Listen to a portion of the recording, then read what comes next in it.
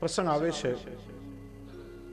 પદ્મનાભ દાસજીને આખું શ્રીમદ ભાગવત કંઠસ્થ અને સમયના ઉત્તમ વક્તા હતા. પદ્મનાભ દાસજી કથા કરી રહ્યા હતા. શ્રી મહાપ્રભુજી ત્યાં પધાર્યા અને આપ ઠાડા રહીને શ્રવણ કરે. કથાનો પ્રસંગ પૂરો થયો ત્યારે શ્રી મહાપ્રભુજી આજ્ઞા કરી, પદ્મનાભ દાસ તમે બહુ સુંદર વક્તા છો, આ પ્રસંગને થોડે વિસ્તારથી સમજાવો. પદ્મનાભ દાસજી લીલાનો વિસ્તાર કર્યો.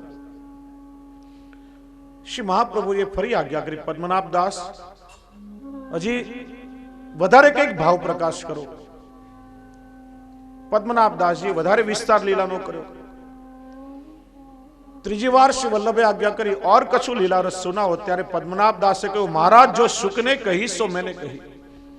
સુખદેવજી જેટલું કહ્યું તે બધું મેં કહી દીધું, આનાથી વધારે કઈ કથાનો પ્રસંગ છે જ નહીં, અને હોય તો આપ સંભળાવો. એમ કહી પદ્મનાભ દાસ વ્યાસપીઠ પરથી નીચે ઉતરી શ્રોતા બનીને બેસી ગયા. જ્યાં શ્રી વલ્લભ આપ ગાદી પર બિરાજ્યા અને શ્રી આચાર્ય ચરણના મુખારવિંદમાંથી શ્રીમદ ભાગવતજીની વાક સુધાનું વર્ષણ થવા લાગ્યું. કલાક થઈ, 2 કલાક થઈ, 3 કલાક થઈ. જેમ જેમ શ્રી વલ્લભની વાક સુધા વરસતી જાય તેમ તેમ પદ્મનાભ દાસજી વધારે ને વધારે નીચા નમતા જાય. અને એક સમય એવો આવ્યો કે પદ્મનાભ દાસજીએ જમીન પર સાષ્ટાંગ પોડીને શ્રી વલ્લભને દંડવત કર્યા. ત્યારે સાથેના કોઈ વૈષ્ણવે પૂછ્યું, કેમ પદ્મનાભ દાસ, તમે તો કહેતા હતા જો સુખને કહીશો મેને કહી, તો આ બધું ક્યાંથી પ્રગટ થયું? ત્યારે પદ્મનાભ દાસજીએ કહ્યું કે હું તો હજી પણ એ જ કહું છું કે જો સુખને કહીશો મેને કહી. સુખદેવજી કહ્યું એ બધું મેં કહી દીધું, પણ જ્યાં સ્વયં ઠાકોરજી પોતે બિરાજીને પોતાના મુખથી પોતાની લીલાનું ગુણગાન ગાય તો એ લીલાને કોણ પાર પામી શકે? શ્રી વલ્લભ એ તો સાક્ષાત ઠાકોરજીના મુખારવિંદનું સ્વરૂપ છે, અને શ્રી ભાગવતજીના મર્મને શ્રી વલ્લભ સમજાવી શકે એવું આ જગતમાં બીજું કોણ સમજાવી શકે? એવા શ્રી મહાપ્રભુજીએ દૈવીજીનો ઉદ્ધાર માટે શ્રીમદ ભાગવત રૂપી અમૃતના સમુદ્રનું મંથન કરી અને સુબોધનીજી સ્વરૂપે શ્રીમદ ભાગવતજીની ટીકા પ્રગટ કરી છે. જેમ શ્રીમદ ભાગવતજી એ ગોવર્ધનોદ્ધરણ શ્રીજી બાવાનું વાંગમય સ્વરૂપ છે, એમ સુબોધનીજી એ શ્રી વલ્લભ એટલે કે સ્વામીજીનું વાંગમય સ્વરૂપ છે, એટલે શ્રીમતી સુબોધનીજી કહેવાય છે. 3 સ્કંદ સુધી શ્રી મહાપ્રભુજી ટીકા લખી અને ઠાકોરજીની નિત્ય લીલાધામમાં બોલાવવાની આજ્ઞા થઈ. શ્રી વલ્લભે વિચાર કર્યો કે પ્રભુની નિત્ય લીલાધામમાં બોલાવવાની આજ્ઞા થઈ છે, અને જો હું નિત્ય લીલાધામમાં જઈશ તો આ સુબોધનીજીનું કાર્ય અધૂરું રહેશે. અને મુખ્ય લીલાઓ તો 10મા સ્કંદમાં છે, એટલા માટે 3 સ્કંદ સુધી ટીકા લખી અને સીધો 10મા સ્કંદથી લખવાનો પ્રારંભ કર્યો છે. એટલા માટે આ 7 દિવસોમાં સુબોધનીજીના માધ્યમથી જ્યાં જ્યાં આવશ્યકતા છે ત્યાં ત્યાં કારિકાઓ લઈને આપણે શ્રીમદ ભાગવતજીના લીલા રસને સમજવાનો પ્રયત્ન કરશું. પુષ્ટિ માર્ગીય દ્રષ્ટિકોણથી શ્રી ભાગવતજીનું સ્વરૂપ શું છે થોડો વિચાર આપણે કરીએ. સુખદેવજીની વાણી એ સમાધિની વાણી છે. સુખદેવજીએ પણ ભાગવતજીની કથા કરી અને અષ્ટછાપ ભગવદીઓએ પણ શ્રીમદ ભાગવતજીની લીલાનું કીર્તનોના માધ્યમથી વર્ણન કર્યું છે. અષ્ટસખાની વાણી છે, અનુભવની વાણી છે. સુખદેવજી લીલાના કેવલ વક્તા છે અને અષ્ટસખાઓ લીલાના સહયોગી છે અને દ્રષ્ટા છે. સુખદેવજીએ વ્યાસજી પાસે જે મેળવ્યું એ કથામાં કહ્યું, અને અષ્ટસખાઓએ શ્રી મહાપ્રભુજીને શ્રી ગુસાઈજી પાસે મેળવ્યું એ લીલાનું વર્ણન કર્યું છે. વેણુ ગીત અને યુગલ ગીત કી રસ બરસા વરસાઈ. બીજું, સુખદેવજી પાસે 7 દિવસની સમય મર્યાદા છે. 7 દિવસમાં પરીક્ષિતનો ઉદ્ધાર કરવો છે, અને એટલે 7 દિવસમાં પરીક્ષિતના ઉદ્ધાર માટે જેટલું સંભળાવવું આવશ્યક હતું એ સુખદેવજીએ સંભળાવ્યું. અષ્ટસખાઓ પાસે આવી કોઈ સમય મર્યાદા નથી. એ તો નિત્ય પ્રભુના લીલાઓના ગુણગાન ગાય છે. સુખદેવજી મુમુક્ષુ પરીક્ષિતને સંભળાવે છે અને એટલા માટેનું શ્રવણ ફળ મુક્તિ છે. જ્યારે અષ્ટસખાઓ તો સ્વયં ઠાકોરજીને એમની લીલાનું ગુણગાન સંભળાવે છે અને એટલા માટે એનું શ્રવણ ફળ એ ભજનાનંદની પ્રાપ્તિ છે, ભજનાનંદનો રસાસ્વાદ છે. એટલા માટે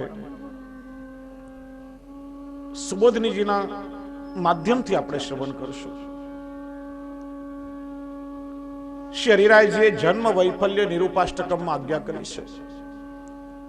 નાશ્રિતો વલ્લભાદેશો ન ચ દ્રષ્ટા સુબોધિની ના રાધે રાધિકા નાથો વૃથા તજન્મ ભૂતલે. નાશ્રિતો વલ્લભાદેશો, મનુષ્યનું શરીર મળ્યું, શ્રી વલ્લભે કૃપા કરી અને બ્રહ્મ સંબંધ દ્વારા ઠાકોરજીની સાથે આપણું વર્ણન કરાવ્યું. એવા વૈષ્ણવે શ્રી વલ્લભના ચરણ કમલનો આશ્રય કર્યો નથી. નાશ્રિતો વલ્લભાદેશો ન ચ દ્રષ્ટા સુબોધની. શ્રી મહાપ્રભુજીની ભાગવતજીની ટીકા સુબોધનીજીનું અવલોકન કર્યું નથી. ના રાધિકા નાથો, રાધિકાના નાથ પુષ્ટિ પુરુષોત્તમ ભગવાન શ્રી કૃષ્ણની જેને સેવા કરી નથી એનો વૃથા તજન્મ ભૂતલે. આ ભૂતલ ઉપર જન્મ લેવો જ વૃથા છે. માનો ઠાકોરજીએ પોતાનો કૃપા પાત્ર બનાવવાનો અવસર એને આપ્યો, પણ એ અવસર માનો જીવ ચૂકી ગયો છે. એટલા માટે આ ત્રણેય કર્તવ્યોને આપણે બરાબર સમજીએ અને નિભાવીએ. શ્રી વલ્લભાધીશના ચરણ કમલનો આશ્રય, નિત્ય સુબોધનીજીનું અવલોકન અને રાધિકાના નાથ પુષ્ટિ પુરુષોત્તમ ભગવાન શ્રી કૃષ્ણની સેવા. આ ત્રણ વૈષ્ણવે કરવા જ જોઈએ. આ ત્રણનો આશ્રય નિત્ય કરવો જોઈએ. શ્રી ભાગવતજી એ સ્વયં ગોવર્ધનોદ્ધરણ શ્રીજી બાવાનું સ્વરૂપ છે. કેવલ ગ્રંથ કે પોથી નથી. જેમ કહ્યું દ્વાદશાંગો વૈ પુરુષ, પ્રભુના દ્વાદશ શ્રીઅંગ સ્વરૂપ. ઠાકોરજીના 12 અંગ છે એમ શ્રીમદ ભાગવતજીના 12 સ્કંદ ઠાકોરજીના એક એક શ્રીઅંગ સ્વરૂપે બિરાજે છે. એનું આપણે દર્શન કરશું. પ્રથમ સ્કંદ અધિકાર લીલા, શ્રીજી બાવાના જમણા ચરણારવિંદનું સ્વરૂપ. જુઓ, આ શ્રીમદ ભાગવતજીની જે યાત્રા છે ને એ ચરણારવિંદ થી લઈ અને મુખારવિંદ સુધીની યાત્રા છે. ભગવાનના ચરણામૃત થી લઈ અને અધરામૃત સુધીની અનુભૂતિ છે.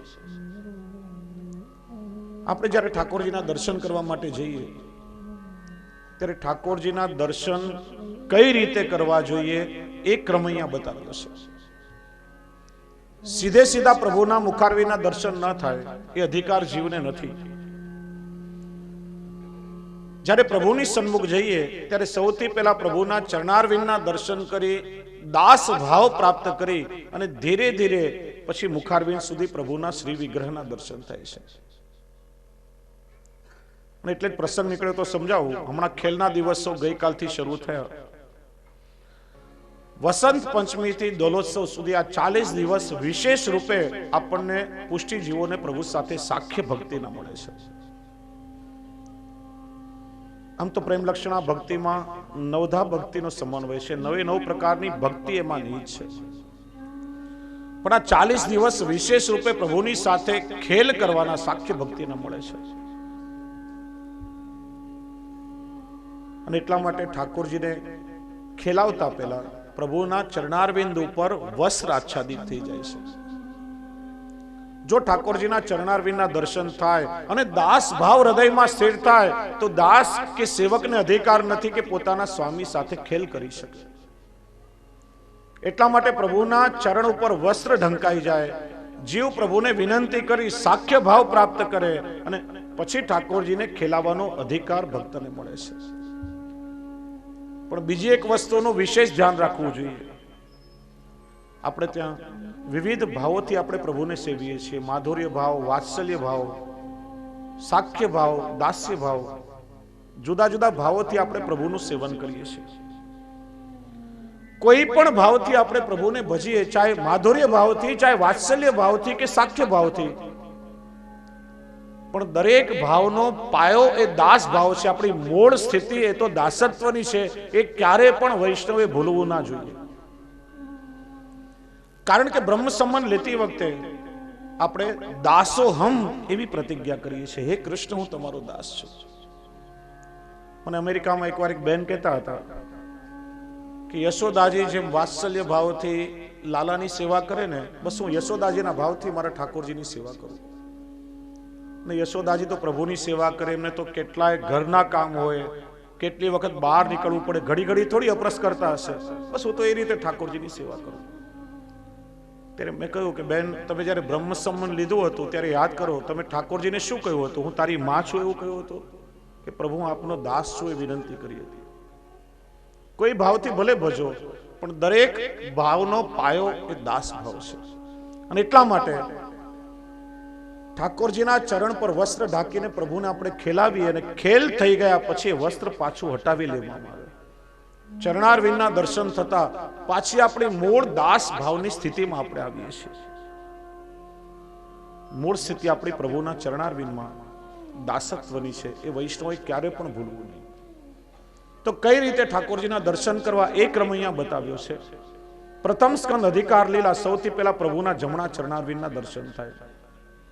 બીજો સ્કંદ સાધન લીલા, વામ એટલે ઠાકોરજીના ડાબા ચરણારવિંદનું સ્વરૂપ. ત્રીજો સ્કંદ ભગવાનની સર્ગ લીલા, ઠાકોરજીની જમણી ભુજા દક્ષિણ બાહુ. ચોથો સ્કંદ વિસર્ગ લીલા, પ્રભુની વામ ભુજા. પાંચમો સ્કંદ સ્થાન લીલા, ઠાકોરજીના જમણા સાથળનું દક્ષિણ જંગાનું સ્વરૂપ. છઠ્ઠો સ્કંદ પોષણ લીલા, પ્રભુની વામ જંગા એટલે ડાબા સાથળનું સ્વરૂપ. સાતમો સ્કંદ ઉત્તી લીલા, જમણો શ્રેયસ, જે શ્રેયસ ઠાકોરજીએ કટી પર ધારણ કર્યો છે. આઠમો સ્કંદ મન્વંતર લીલા, ઠાકોરજીના જમણા સ્તનનું સ્વરૂપ. નવમો સ્કંદ ઈશાનુ કથા લીલા, પ્રભુના ડાબા વામ સ્તનનું સ્વરૂપ. દસમો સ્કંદ નિરોધ લીલા, શ્રીજી બાવાના હૃદય કમલનું સ્વરૂપ. 11મો સ્કંદ મુક્તિ લીલા, ઠાકોરજીના મસ્તકનું સ્વરૂપ. અને 12મો સ્કંદ આશ્રય લીલા, પ્રભુના વામ શ્રેયસનું સ્વરૂપ. જે વામ શ્રેયસ ઊંચો કરી ઠાકોરજી પોતાના નિજ જનોને પોતાના શરણમાં બોલાવી રહ્યા છે. તમે દુનિયાના કોઈ પણ દેવની પ્રતિમાને જુઓ, ચાહે બિરાજેલી હોય, ચાહે પોઢેલી હોય, ચાહે ઠાળી પ્રતિમા હોય, કોઈ પણ દેવની પ્રતિમા જુઓ, સૌથી ઉપર મસ્તકનું સ્થાન છે. આખા જગતમાં એકમાત્ર શ્રીજી બાવાનું સ્વરૂપ જ એવું છે કે મસ્તકથી પણ ઉપર ઠાકોરજીના શ્રેયસનું સ્વરૂપ છે. પ્રભુનો શ્રેયસ મસ્તકથી પણ ઉપર બિરાજે છે. અને વામ શ્રેયસ ઊંચો કરી શ્રીજી બાવા પોતાના નિજ જનોને પોતાના શરણમાં આશ્રયમાં બોલાવે છે. હું એક વાત તમને પૂછું, સામાન્ય રીતે લૌકિકમાં જ્યારે આપણે કોઈને બોલાવીએ ત્યારે તમે આ રીતે બોલાવો કે આમ આ રીતે બોલાવો? કઈ રીતે બોલાવો?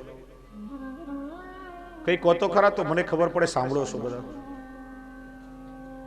હા, કઈ રીતે આપણે બોલાવીએ? આમ આ રીતે ઈશારો કરી. જો શ્રીજી બાવાનો શ્રેયસ આમ છે, આ રીતે,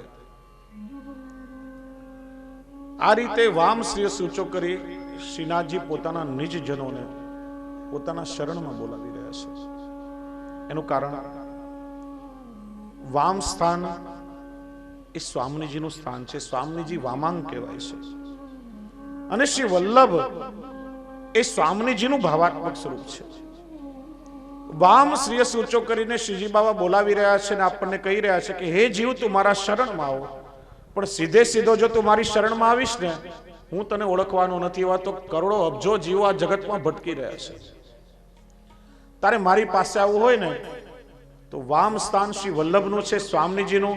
શ્રી વલ્લભના દ્વારા તને બ્રહ્મ સંબંધ થાય અને વલ્લભની આડીથી તું મારા શરણમાં આવ તો મારો ને તારો નિત્ય લીલા ધામનો જૂનો પરિચય છે. અને તું મારા શરણમાં શ્રી વલ્લભની આડીથી આવીશ તો જો આમ પ્રભુનો શ્રી છું, હું તને મારા નિત્ય લીલા ધામમાં સીધો પહોંચાડીશ. મારા નિત્ય લીલા ધામની તને પ્રાપ્તિ થશે. એમ શ્રીજી બાબા આપણને સંકેત કરી રહ્યા છે. તે રીતે દ્વાદશ સ્કંદ રૂપી અંગનો જે પ્રકાર છે આપણે ત્યાં દર્શનનો પ્રકાર છે. તો શ્રીમદ ભાગવતજી એ શ્રીનાથજીનું વાંગમય સ્વરૂપ છે. વાંગમય એટલે શું? તો કે છે ધાતુમાંથી પ્રતિમા નિર્મિત થાય તો ધાતુમય કહેવાય.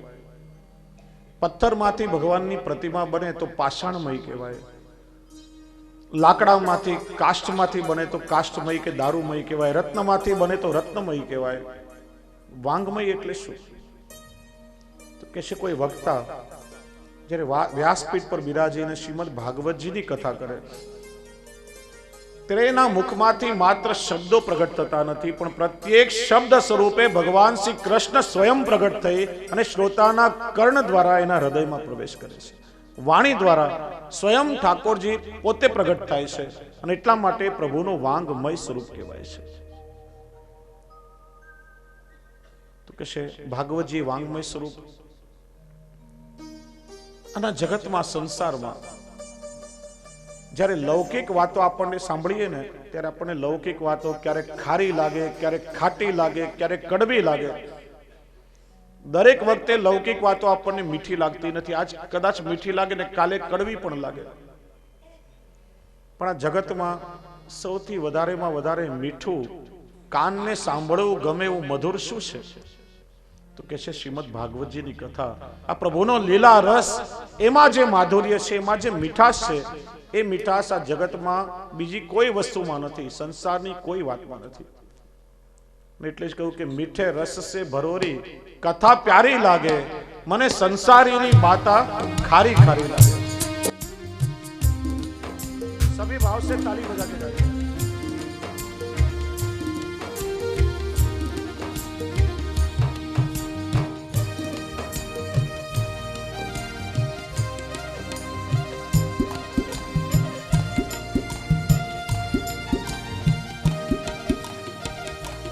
मीठे रस से भरो रे कथा प्यारी लागे, हो कथा प्यारी लागे, मने संसारी की बाता खारी खारी लागे. हो मीठे रस से भरो रे कथा प्यारी लागे, कथा प्यारी लागे, मने संसारी रे बाता खारी खारी लागे. हो मीठे रस से भरो रे कथा प्यारी लागे, हो कथा प्यारी लागे, मने संसारी की बातें खारी खारी लागे. हो मीठे रस से भरो रे कथा प्यारी लागे, कथा प्यारी लागे, मने संसारी रे बाता खारी खारी लागे.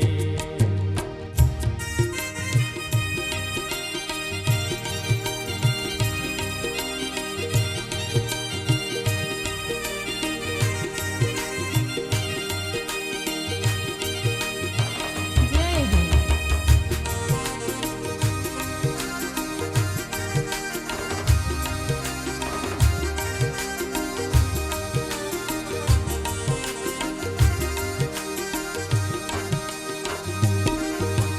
कृष्ण कथा है मीठी मीठी, जगत कथा है खारी. कृष्ण कथा है मीठी मीठी, जगत कथा है खारी. कथा सुनत ही में आवे क्या सावरिया गिरधारी. कथा सुनत ही में आ बैठ्या सावरिया गिरिधारी. तम दूर भयो हिया में भक्ति जागे, हिया में भक्ति जागे, मने संसारी की बाता खारी खारी लागे. हो मीठे रस से भरो री कथा प्यारी लागे, कथा प्यारी लागे, मने संसारी री बाता खारी खारी लागे.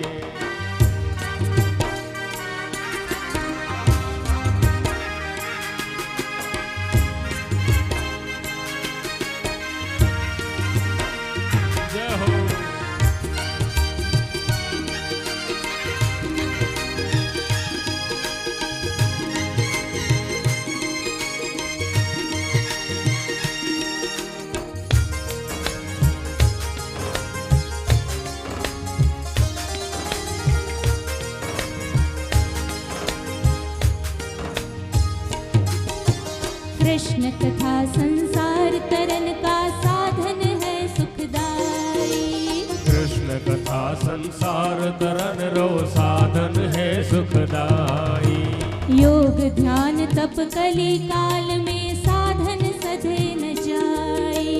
योग ध्यान तप कली काल में साधन सधे न जाय। स्वार्थ में डूबेरी मति तारी लागे, हो मति तारी लागे, मने संसारी की बाता खारी खारी लागे। हो मीठे रस से भरोरी कथा प्यारी लागे, कथा प्यारी लागे, मने संसारी री बाता खारी खारी लागे।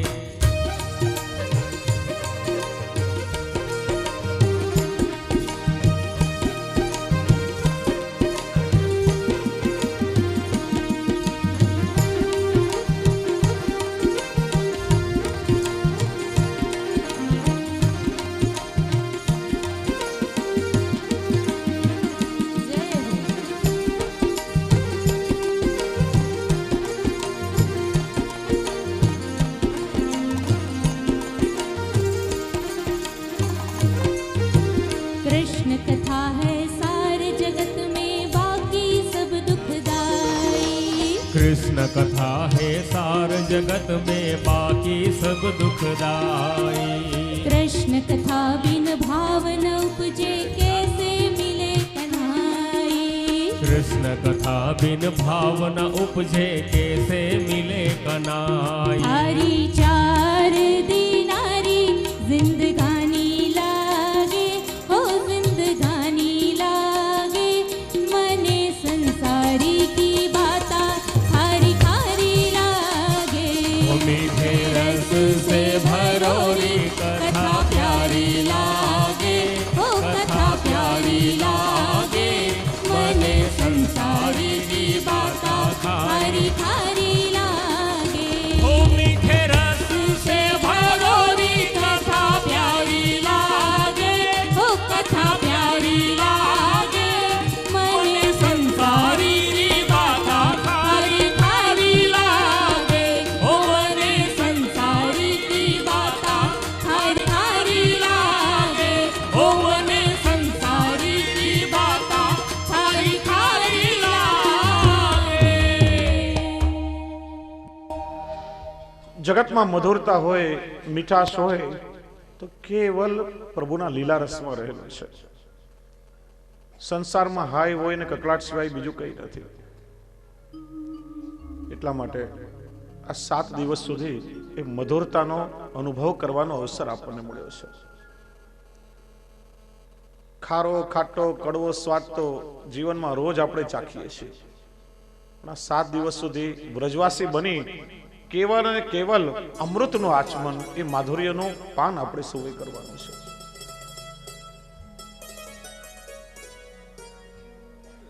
શ્રીમદ ભાગવતજી 3 સ્વરૂપ એને બતાવ્યા છે. કોઈ પણ વસ્તુના 3 સ્વરૂપ હોય, આધિ ભૌતિક, આધ્યાત્મિક અને આધિ દૈવિક. આધિ ભૌતિક એટલે જે નેત્રોથી આપણે જોઈ શકીએ, જેને આપણે સ્પર્શ કરી શકીએ. આધ્યાત્મિક એટલે એમાં રહેલું એમનું સામર્થ્ય, એમાં રહેલા ગુણો. અને આધિ દૈવિક એટલે નિત્ય લીલામાં જે દેવ ઋષિ આદિનું સ્વરૂપ હોય તે આધિ દૈવિક કહેવાય. જેમ બ્રજમાં આવતા સૌથી પહેલા શ્રી યમુનાજીના જલ સ્વરૂપે દર્શન થાય, નદી સ્વરૂપે દર્શન થાય. યમુનાજીનું આધિ ભૌતિક સ્વરૂપ. યમુનાજીમાં રહેલું અપાર સામર્થ્ય. શ્રી યમુનાજીનું પયપાન કરીને યમયાતના ટળી જાય. શ્રી યમુનાજીમાં સ્નાન કરીએ તો યમુનાજીની કૃપાથી તનુ નવત્વ એટલે ભગવત સેવોપયોગી દેહની પ્રાપ્તિ થાય. શ્રી યમુનાજીનું પાન કરીએ, યમુનાજીની કૃપા થાય, સ્વભાવનો વિજય થાય. લૌકિક આસુરી સ્વભાવ મટે અને અલૌકિક ભગવતી સ્વભાવની પ્રાપ્તિ થાય. આ શ્રી યમુનાજીનું સામર્થ્ય એટલે આધ્યાત્મિક સ્વરૂપ.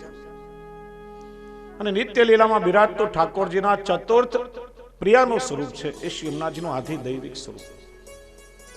દરેક વસ્તુના 3 સ્વરૂપ હોય. તેમ શ્રી ભાગવતજીના પણ 3 સ્વરૂપ બતાવ્યા. આદિ ભૌતિક સ્વરૂપ એટલે ગ્રંથ સ્વરૂપે પૃથ્વી સ્વરૂપે બિરાજે છે. આદિ ભૌતિક સ્વરૂપ છે. ભાગવતજીનું આધ્યાત્મિક સ્વરૂપ શ્રીમદ ભાગવતજીમાં રહેલા જ્ઞાન, વૈરાગ્ય, ભક્તિ અને સકલ વેદાર્થ, વેદોના જે અર્થ છે એ આધ્યાત્મિક સ્વરૂપ. અને આધિ દૈવિક સ્વરૂપ એટલે દ્વાદશાંગો વૈ પુરુષ, સાક્ષાત શ્રીજી બાવાનું જ વાંગમય સ્વરૂપ છે. ભાગવત શબ્દમાં 4 અક્ષર આવે છે.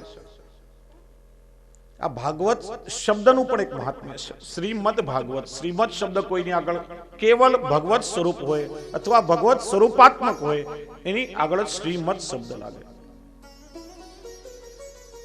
4 અક્ષરનું એક અલૌકિક મહત્વ છે. ભાતિ સર્વેષુ વેદેષુ ગતિર્યસ્ય દુરસ્તયા વરિષ્ઠમ સર્વશાસ્ત્રેષુ તત્વમ પરમ હિ યોગિના. પહેલો અક્ષર છે ભા. ભા દીપ્તવ ધાતુ છે.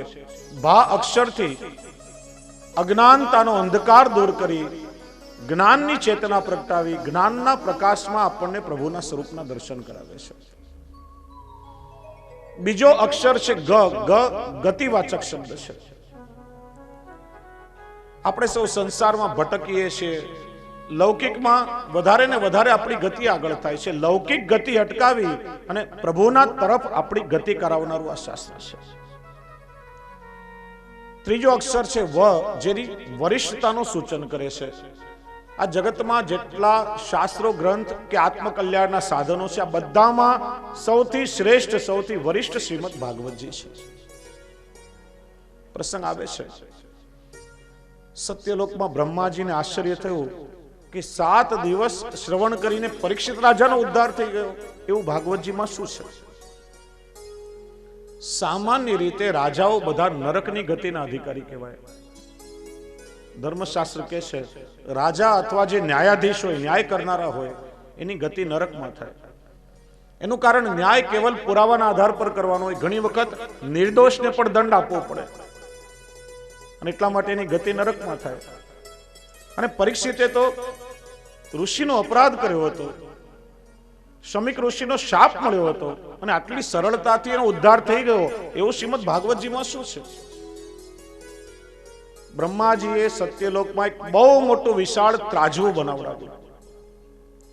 ત્રાજવાના એક પલડામાં જેટલા શાસ્ત્ર, ગ્રંથ કે આત્મકલ્યાણના જેટલા સાધનો હતા એ બધાને મૂક્યા અને ત્રાજવાના બીજા પલડામાં શ્રીમદ ભાગવતજીને પધરાવ્યું.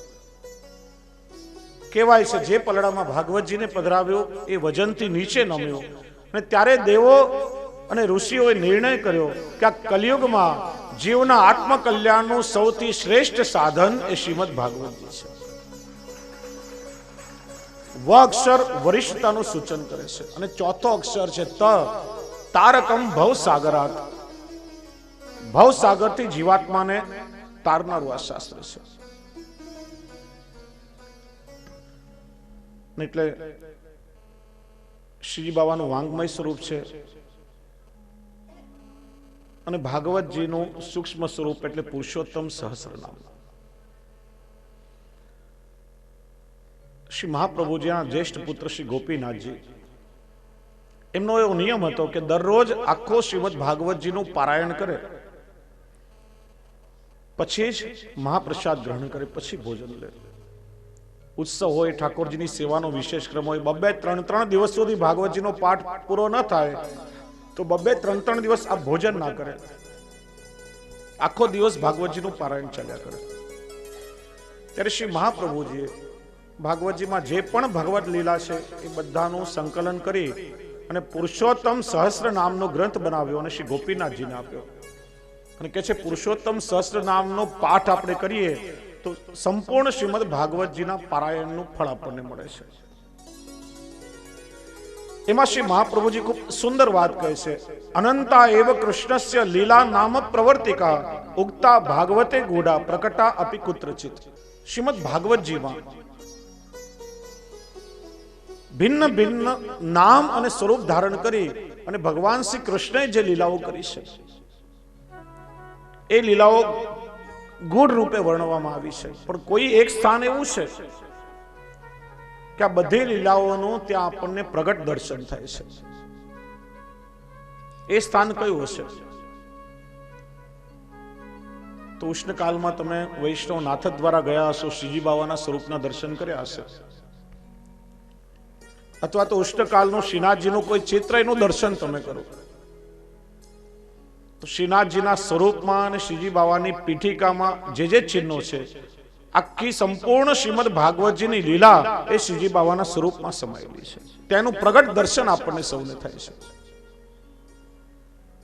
કારણ કે મૂળ એ સારસ્વત કલ્પની લીલાનું સ્વરૂપ છે. તો સૂક્ષ્મમાં એનું દર્શન આપણે કરીએ. સૌથી પહેલા શ્રીજી બાવાની પીઠિકામાં જે ચિહ્ન છે એમાં નવધા ભક્તિનું દર્શન આપણને થાય. નવધા ભક્તિ 9 પ્રકારની ભક્તિઓ બતાવવામાં આવી છે. સૌથી પહેલી શ્રવણ ભક્તિ, સર્પ એ ચક્ષુશ્રવા કહેવાય છે. સર્પ શ્રવણ ભક્તિનું નિરૂપણ કરે છે. સુખદેવજી કીર્તન ભક્તિનું દર્શન કરાવે છે. શ્રીજી બાવાના મસ્તક ઉપર સુખ છે, કીર્તન ભક્તિના સાધક છે. 2 મુનિનું ચિહ્ન છે. સ્મરણ ભક્તિનું નિરૂપણ કરે છે. મેષ પાદ સેવન ભક્તિ નાગનું ચિહ્ન છે. નાગ વંદન ભક્તિનું નિરૂપણ કરે. એક તરફ એક મુનિનું ચિહ્ન છે દાસ્ય ભક્તિ, સિંહ સાક્ય ભક્તિ અને ગાય આત્મનિવેદન ભક્તિનું નિરૂપણ કરે છે.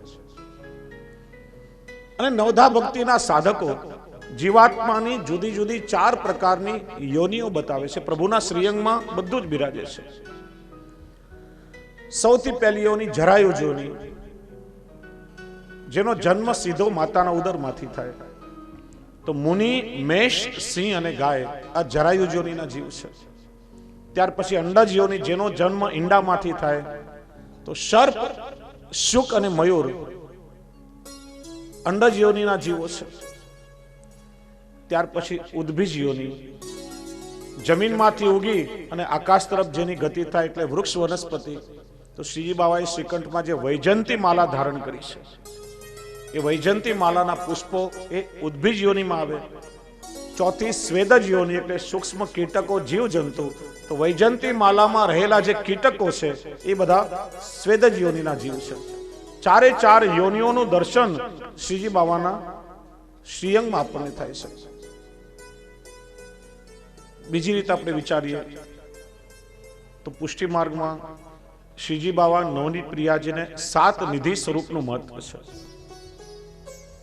આ બધા જ નિધિ સ્વરૂપો એ આપણે ત્યાં મહારાસના કૃષ્ણ લીલાના સ્વરૂપો છે.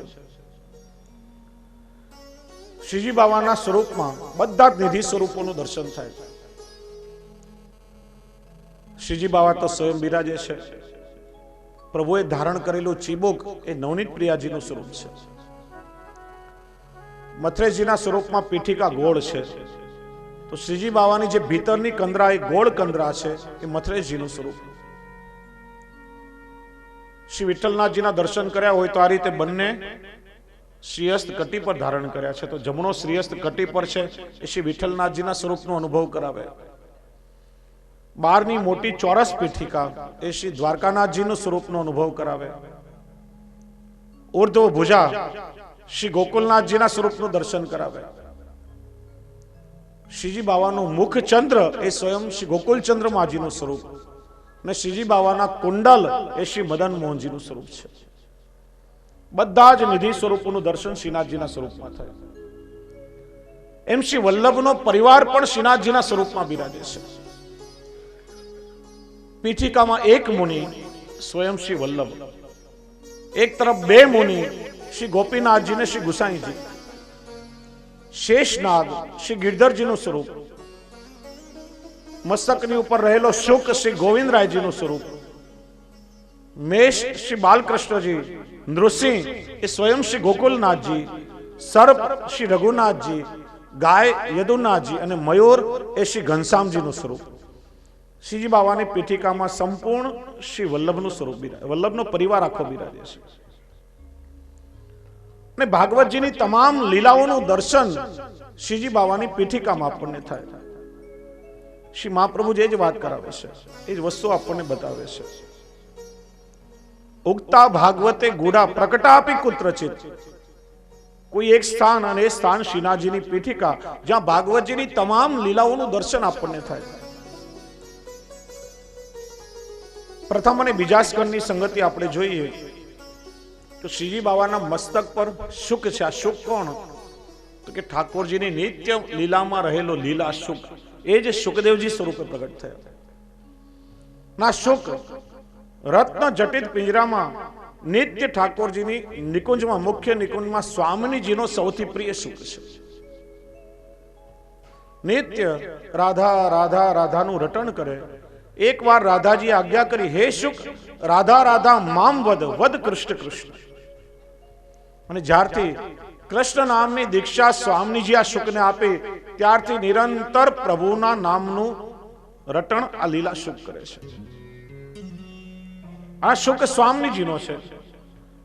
પ્રભુનો સ્વભાવ કેવો કે પોતાના જે પ્રિય હોય ને એને ચરણમાં અથવા તો હૃદયમાં સ્થાન આપે, પણ આ પ્રિયનો પ્રિય છે એટલા માટે પ્રભુએ પોતાના મસ્તક ઉપર એને સ્થાન આપ્યું છે. પ્રથમ સ્કંદમાં પરીક્ષિતના ઉદ્ધાર માટે શુકદેવજીનું આગમન થયું. એ જ માનો લીલા શુકનું સ્વરૂપ છે. શ્રીજી બાવાની પીઠિકામાં સર્પનું ચિહ્ન છે. પ્રથમ સ્કંદમાં પરીક્ષિતને શાપ મળ્યો કે તક્ષક નાગના દંશથી મૃત્યુ થશે. એ લીલા સર્પના ચિહ્ન સાથે સંગતિ છે. એક તરફ બે ગાયોનું યુગ્મ છે. પરીક્ષિત જ્યારે વિચરણ કરવા નીકળ્યા, બળદગાડાની એક તરફ ગાય અને બીજી તરફ એક પગવાળો બળદ હતો, અને રાજાના વેશમાં શૂદ્ર જેવો દેખાતો કલકી લાતોની ઠોકરોથી મારી રહ્યો હતો. એકને ગાય ને એકને બળદ માનીએ આપણે તો એ લીલા સાથેની સંગતિ મળે છે. શ્રીનાથજીના એક તરફ એક મુનિ બિરાજમાન છે. તો માનો ત્રીજા સ્કંદમાં કપિલ અવતારનું વર્ણન છે. માતાનો ઉદ્ધાર કરવા માટે સાંખ્ય શાસ્ત્રનો ઉપદેશ આપી જેમને ઉદ્ધાર કર્યો એ કપિલ મુનિ. ચોથા સ્કંદની સંગતિ જોઈએ તો બે મુનિના ચિહ્ન સાથે મળે. એક નર અને બીજા નારદ. નર એટલે પૃથુ રાજા અને નારદ એટલે પ્રચેતાઓને ઉપદેશ આપી જેમને પ્રભુની સન્મુખ કર્યા. પાંચમો સ્કંદ સ્થાન લીલા, જેમાં ખગોળ અને ભૂગોળનું વર્ણન છે. તો જે ગિરિરાજ બાવાની કંદરામાં શ્રીજી બાવા ઠાડા છે, સ્વયં ગિરિરાજ બાવા. છઠ્ઠો સ્કંદ પોષણ લીલાની સંગતિ પણ ગાયોના યુગ્મ સાથે મળે. એકને ગાય અને બીજાને વાછરડું માનીએ. વાછરડું ગાયને શિંગડા મારે, હેરાન પરેશાન કરે, પણ પોતાના દૂધ દ્વારા પોતાના વાછરડાનું પોષણ કરે, કેમ કે આ પુષ્ટિ લીલા છે. એમ ભક્ત ભગવાનને ગમે તેટલો હેરાન પરેશાન કરે, પણ પ્રભુ નિરંતર પોતાની કૃપાનું વર્ષન કરી અને પોતાના ભક્તનું પોષણ કરે છે. સાતમા સ્કંદની સંગતિ જોઈએ તો શ્રીજી બાવાની પીઠિકામાં નરસિંહનું ચિહ્ન છે. પોતાના ભક્ત પ્રહલાદજીનો ઉદ્ધાર કરવા માટે સ્વયં પ્રભુ નરસિંહ સ્વરૂપે પ્રગટ થયા છે. આઠમા સ્કંદની સંગતિ જોઈએ તો સર્પના ચિહ્ન સાથે મળે. સમુદ્ર મંથનની કથા આવે છે. મંદ્રાચલ પર્વતને વલોણું અને વાસુકી નાગને નેત્રુ બનાવી દેવ અને દાનવોએ સમુદ્ર મંથન કર્યું છે.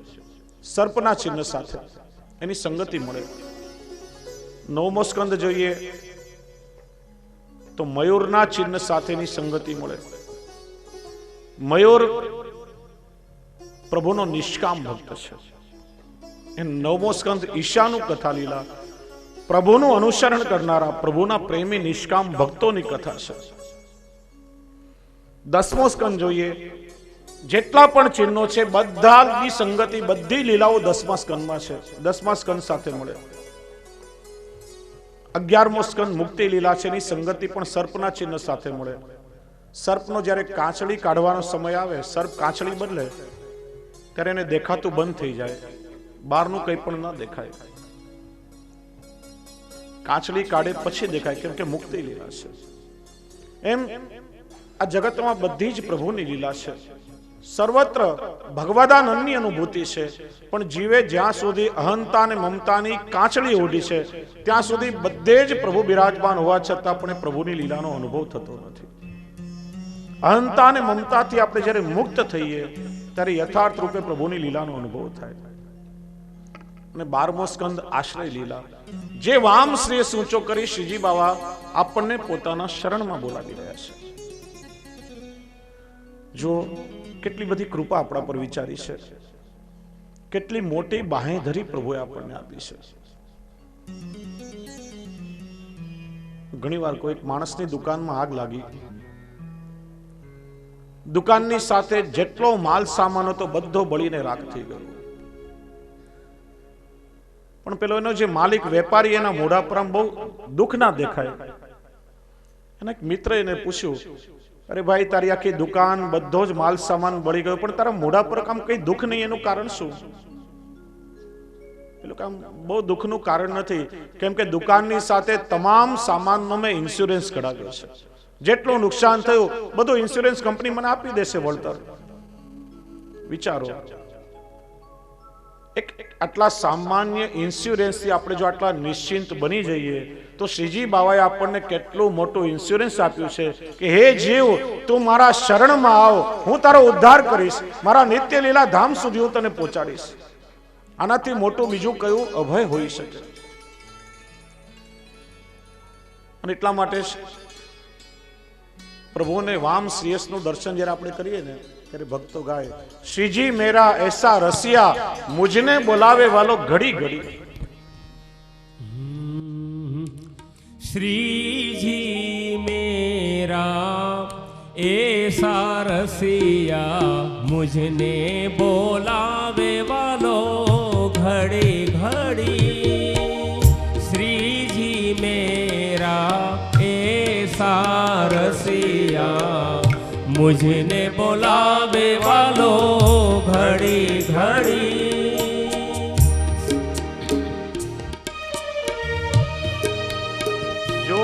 અહીંથી જે લીલાઓનું ગાન થશે ને, ખાસ નાગપુરથી નિલેશભાઈ ઝાંખીવાળા પણ આવ્યા છે, બધી લીલાઓનું દર્શન પણ આ મંચ પરથી આપણને કરાવશે.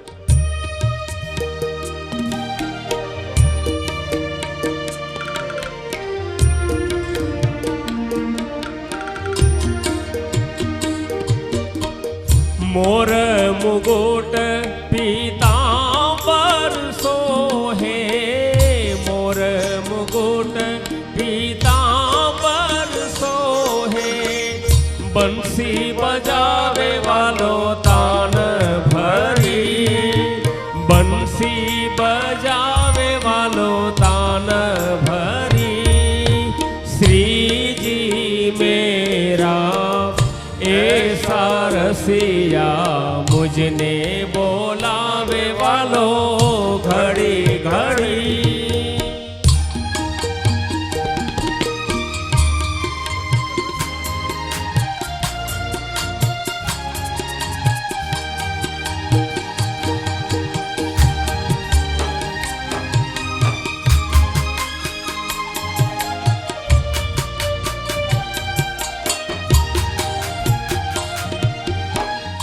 सब सखियन मेरा सरचो है, सब सखियन मेरा सरचो है.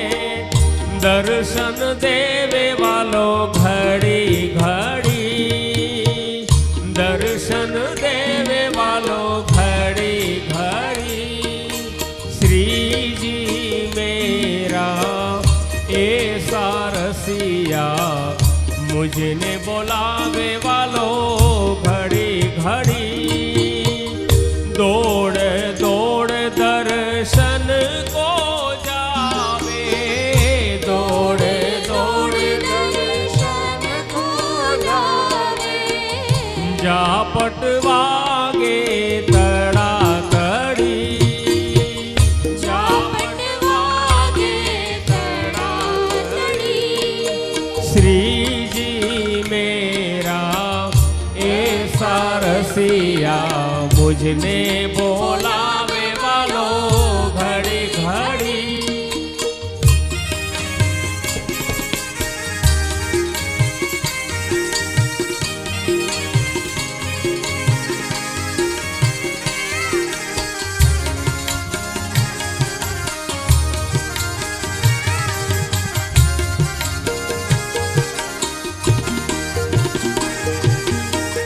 चार चौक को मंदिर बनायो, चार चौक को मंदिर बनायो, आप बिराजे वालो छपर धरी, आप बिराजे वालो छपर धड़ी, नंददास प्रभु की छवि निरखत, दास प्रभु की छवि निरखत, श्री जी के चरण में जाय पड़ी, श्री जी के चरण में जाय पड़ी, श्री जी मेरा ऐसा रसिया मुझने बोलावे वालो घड़ी घड़ी, श्री जी मेरा ऐसा रसिया मुझने बोलावे वालो घड़ी घड़ी, एक तारो हाथ ऊंचो श्रीनाथ, एक तारो हाथ ऊंचो श्रीनाथ, सौने बोलाव तो ऊंचो करी हाथ, एक तारो हाथ ऊंचो श्रीनाथ, सौने बोलाव तो ऊंचो करी हाथ, एक तारो हाथ ऊंचो श्रीनाथ, सौने बोलाव तो ऊंचो करी हाथ, एक तारो हाथ ऊंचो श्रीनाथ, सौने बोलाव तो ऊंचो करी हाथ, देवी ते जीवना करवा उद्धार, देवी ते जीवना करवा उद्धार, सौने बोलाव तो ऊंचो करी हाथ, एक तारो हाथ ऊंचो श्रीनाथ, एक तारो हाथ ऊंचो श्रीनाथ, सौने बोलाव तो ऊंचो करी हाथ, सौने बोलाव तो ऊंचो करी हाथ, सौने बोलाव तो ऊंचो करी हाथ।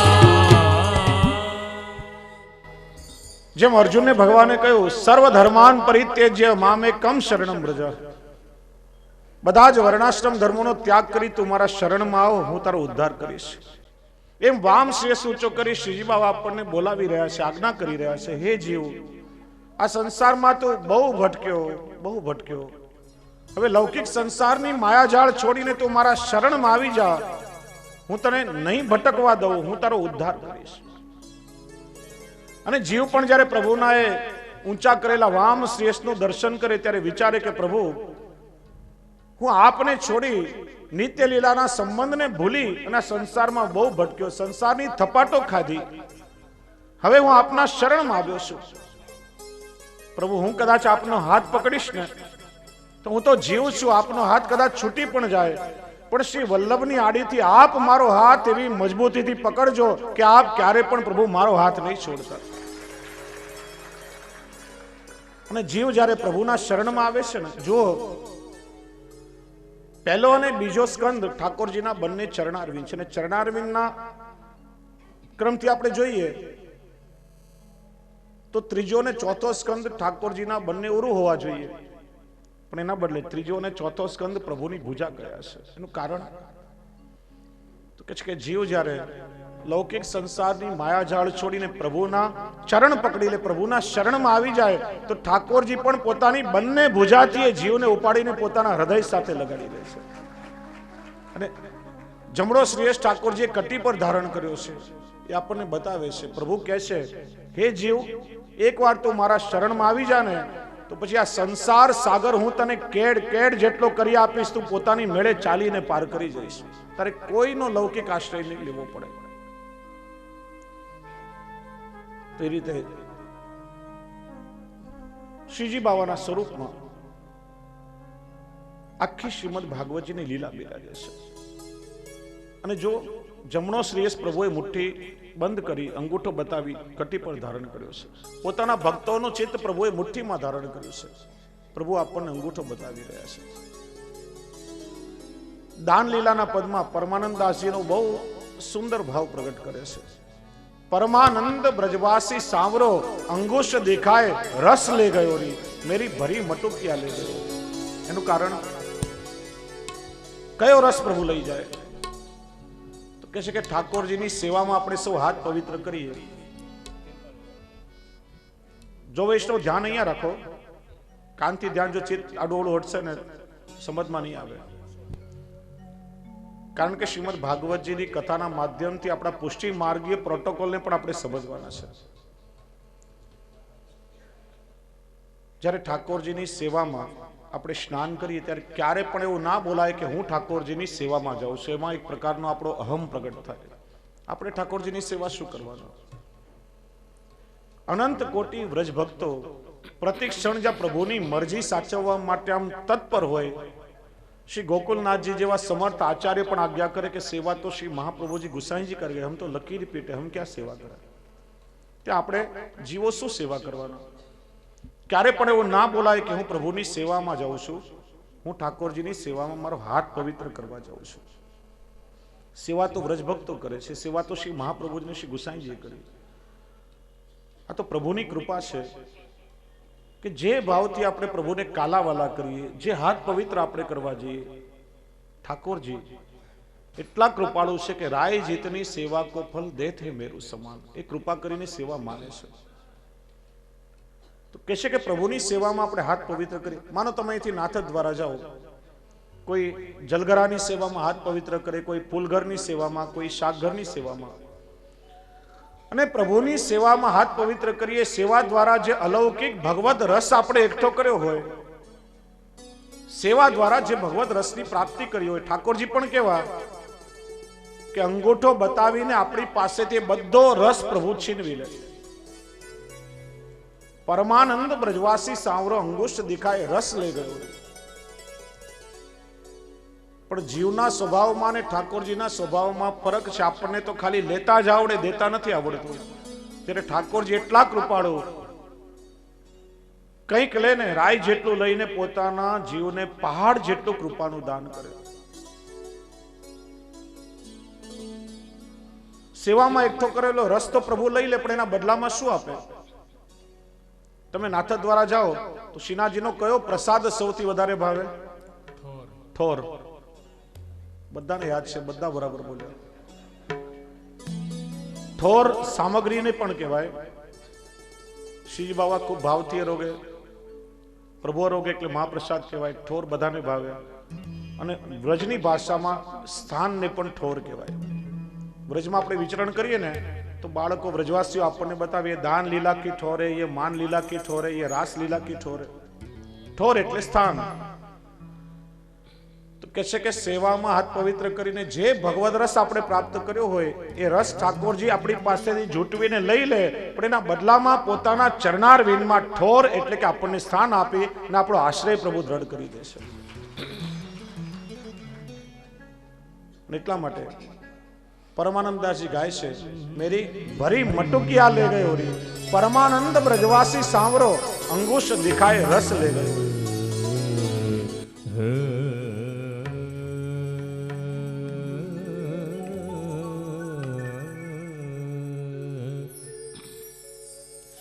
मेरी भरी हो मेरी भरी मटुकिया ले गयो रे, मेरी भरी मटुकिया ले गयो रे,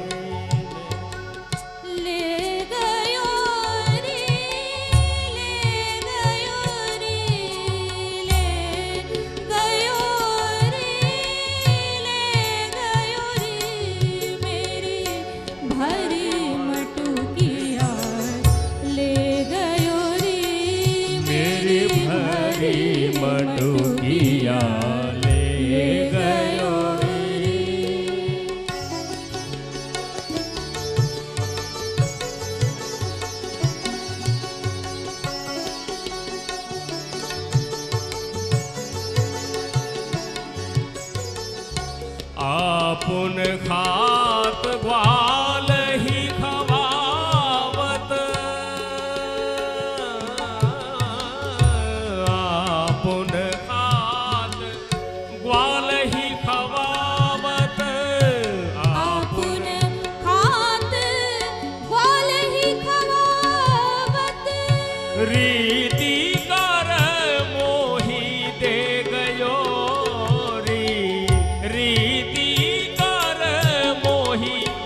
दे गयो री मेरी मारी मटुकिया ले गयो री मेरी मारी मटुकिया ले गयो री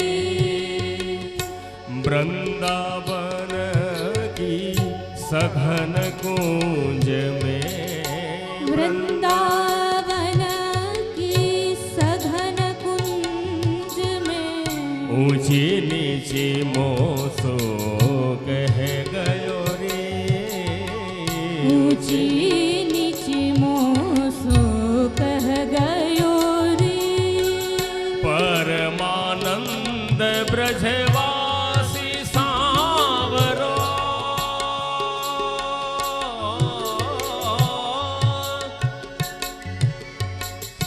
परमानंद ब्रजवासी सांवरो परमानंद ब्रजवासी सांवरो अंगुष्ठ दिखाय रस ले गयो री अंगुष्ठ दिखाय रस ले गयो री मेरी भरी मटुकिया ले गयो री मेरी भरी मटुकिया ले गयो री ले गयो री ले गयो री ले गयो री ले गयो री मेरी भरी मटुकिया ले गयो री मेरी भरी हो मेरी भरी हो मेरी भरी मटुकिया ले गयो ले गयो તે રીતે શ્રીજી બાવાના સ્વરૂપમાં સંપૂર્ણ શ્રીમદ ભાગવતજીની લીલા બિરાજે છે. શ્રીજી બાવાના સ્વરૂપ અને પીઠિકા સાથે શ્રીમદ ભાગવતજીની લીલાનું દર્શન કરી આપણે સૌ હવે મહાત્મ્યમાં પ્રવેશ કરીએ. કારણ કે કોઈ પણ વસ્તુને જ્યારે સમજવું હોય ત્યારે સૌથી પહેલા એનું મહાત્મ્ય બરાબર સમજવું પડે. જ્યારે મહાત્મ્ય જ્ઞાન થાય ત્યારે જ મૂળ સ્વરૂપને આપણે યથાર્થ સમજી શકીએ. પદ્મ પુરાણમાં 6 અધ્યાયમાં અને સ્કંદ પુરાણમાં 4 અધ્યાયમાં શ્રીમદ ભાગવતજીનું મહાત્મ્ય બતાવ્યું છે. પદ્મ પુરાણમાં 6 અધ્યાયમાં એમાં ભગવાનના એક એક ધર્મનું ઐશ્વર્ય, વીર્ય, યશ, શ્રી, જ્ઞાન અને વૈરાગ્યનું નિરૂપણ કર્યું છે.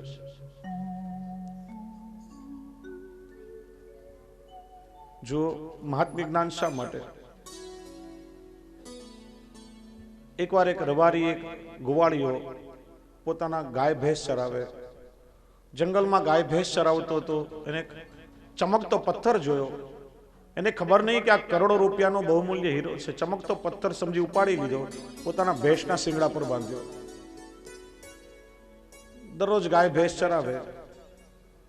એકવાર ઝવેરીની દુકાન આગળથી નીકળ્યો ત્યારે પેલા ઝવેરીએ ભેંસના શિંગડા પર પેલો ચમકતો પથ્થર જોયો. પૂછ્યું, ભાઈ અમને જોવા માટે આપીશ? પેલા એને ખોલીને ઝવેરીને જોવા આપ્યો ને કેમિકલથી બરાબર સાફ કરી બિલોરી કાચથી તપાસ્યો. ખબર પડી કે આ તો કરોડો રૂપિયાનો બહુમૂલ્ય હીરો છે.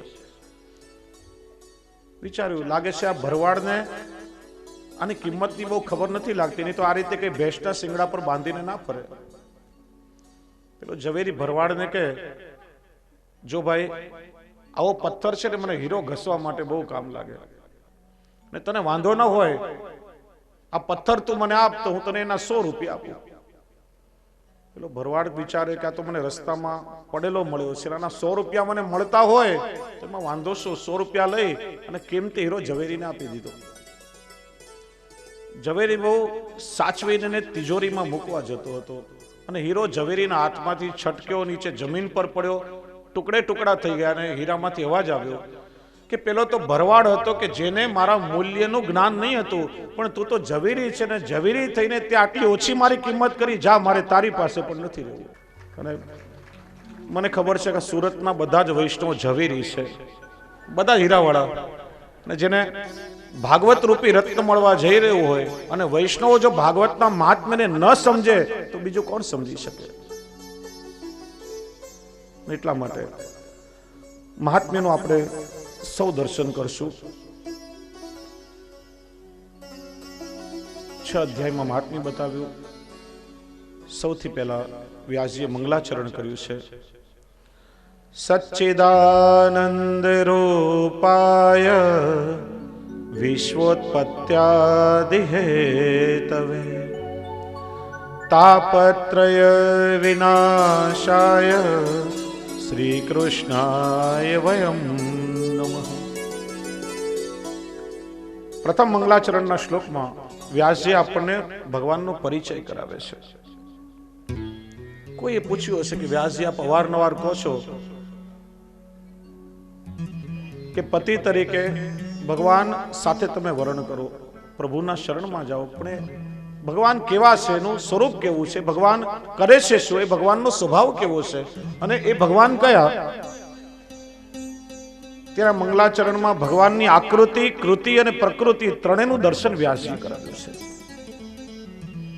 સચ્ચિદાનંદ રૂપાય ભગવાનની આકૃતિ છે, વિશ્વોત્પત્યાદિ હેતવે ભગવાનની કૃતિ છે અને તાપત્રય વિનાશાય ભગવાનની પ્રકૃતિ છે. છેલ્લે નામનો પરિચય કરાવ્યો. એ ભગવાન કયા કે શ્રી કૃષ્ણાય વયમ નમઃ. એવા ભગવાન શ્રી કૃષ્ણના શરણમાં તમે જાઓ. પ્રથમ આકૃતિ ભગવાન કેવા છે તો કે સચ્ચિદાનંદ રૂપ. ભગવાને પોતાના સત તત્વમાંથી આ જગતનું નિર્માણ કર્યું છે. જગત છે એ ભગવાનનો સદઅંશ છે. એટલા માટે શ્રી મહાપ્રભુજીએ માયાવાદનું ખંડન કર્યું છે. માયાવાદ કહે છે કે બ્રહ્મ સત્ય જગત મિથ્યા. શ્રી મહાપ્રભુજી કહે છે બ્રહ્મ સત્ય જગત પણ સત્ય છે, સંસાર મિથ્યા છે. શ્રી મહાપ્રભુજી જગત અને સંસારને જુદા બતાવ્યા છે. બ્રહ્મ એનું સર્જન આ જગત છે. બ્રહ્મ સત્ય છે તો બ્રહ્મનું સર્જન મિથ્યા કેવી રીતે હોઈ શકે? જગત એ બ્રહ્મનું પ્રતિબિંબ છે અને ભગવાન પણ આ જગતમાં જ અવતાર ધારણ કરે છે. જગત મિથ્યા હોય તો સત્ય સ્વરૂપ બ્રહ્મ એમાં કેવી રીતે આવિર્ભૂત થાય? જગતનું સર્જન બ્રહ્મએ કર્યું. એટલા માટે તમે જુઓ આ જગત ભગવાને બનાવ્યું છે, એની એક કણ પણ આપણે એમાંથી ઓછી કરી શકતા નથી. જગતમાં કોઈ પણ વસ્તુ નાશવંત નથી, ફક્ત એનું સ્વરૂપ બદલાય. કોઈની તાકાત નથી કે આ જગતમાં કોઈ પણ વસ્તુનો નાશ કરી શકે. શક્તિનું પદાર્થમાં, પદાર્થનું શક્તિમાં રૂપાંતર થાય. લાકડું બળે તો કોલસો થાય, કોલસો બળે તો રાખ થાય, એમાંથી એનર્જી ક્રિએટ થાય, પણ કોઈ વસ્તુનો નાશ ના થાય. કેમ કે બ્રહ્મે આ જગત બનાવ્યું છે. બ્રહ્મ જગતનું સદઅંશ. આ જીવ છે સજીવ, એ બધા ભગવાનના ચિદ અંશમાંથી પ્રગટ થયા છે. જીવ એ પ્રભુનો ચિદ અંશ છે.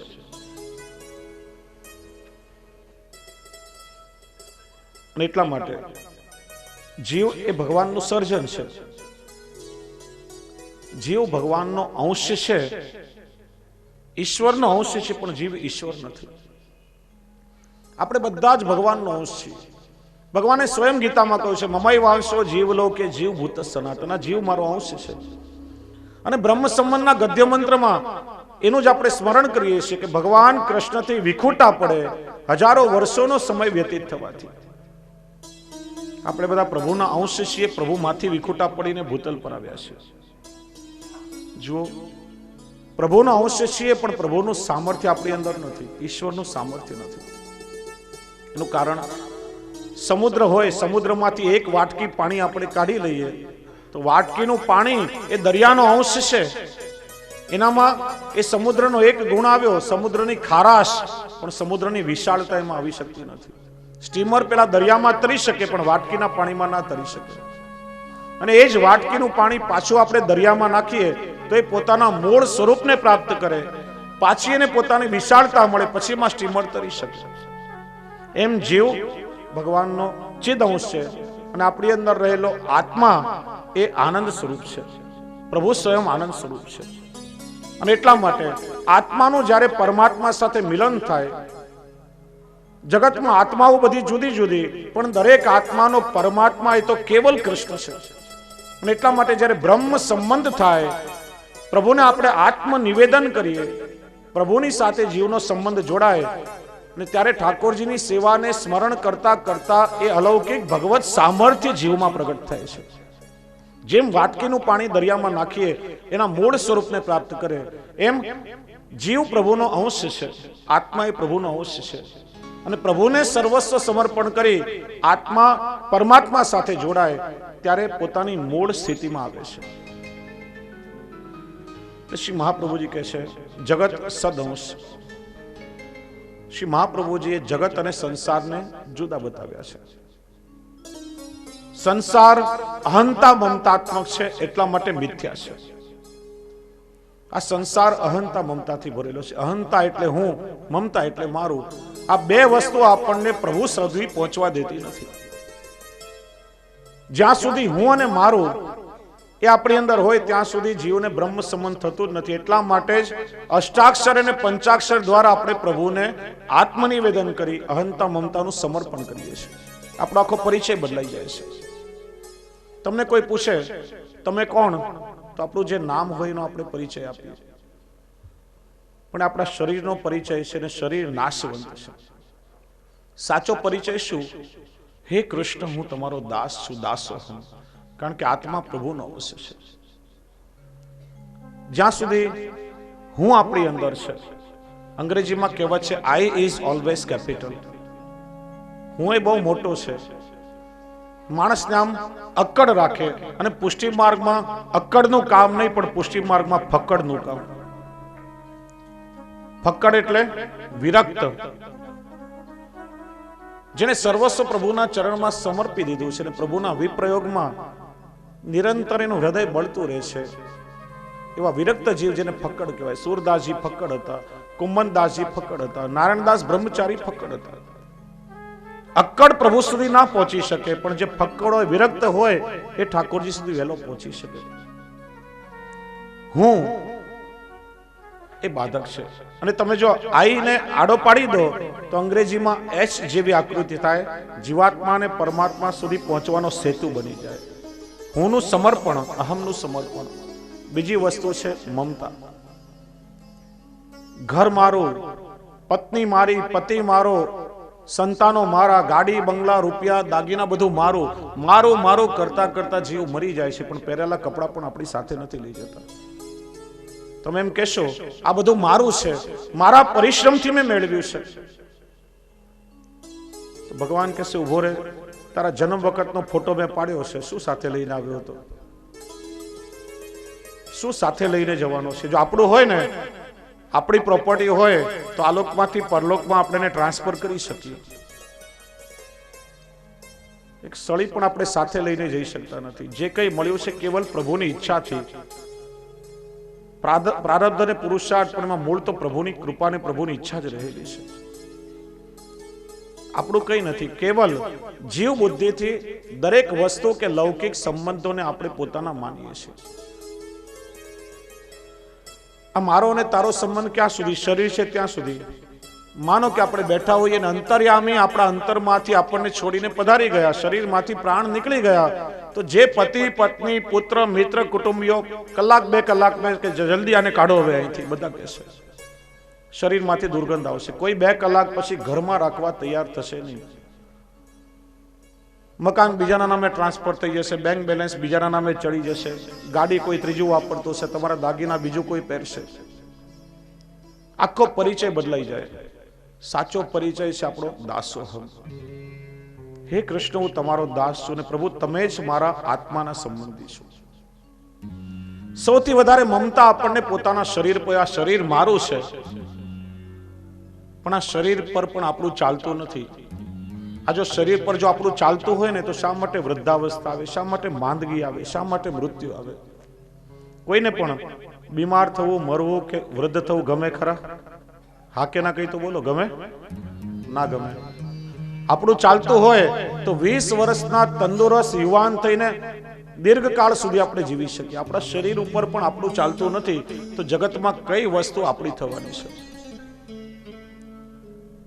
સાચો સંબંધ આપણો પ્રભુની સાથે આત્માનો સંબંધ જોડાયેલો છે. અને આપણા સાથે સૌથી મોટી દુર્ઘટના એ જ છે કે મૂળ જે આત્માનો સંબંધ પ્રભુની સાથે જોડાયેલો છે એને આપણે ભૂલી જઈએ છીએ. લૌકિક અહંતા મમતા આસક્તિને આપણે છોડી શકતા નથી, ભૂલી શકતા નથી. લૌકિક માયાની દિવાલને આપણે તોડી શકતા નથી. અને પ્રભુ સાથેનો જે પ્રેમનો આત્મીયતાનો સંબંધ છે, આત્માનો સંબંધ જોડાયેલો છે એ આપણે ભૂલી જઈએ છીએ. એટલા માટે જ કોઈએ બહુ સુંદર ગાયું છે, માયા की दीवाल ना तोड़ी और प्रेम प्रभु से तोड़ दिया, क्यों रे मूर्ख पागल मनवा हरि गुण गाना छोड़ दिया. दीवार न तोड़ी हरि गुण गाना छोड़ दिया.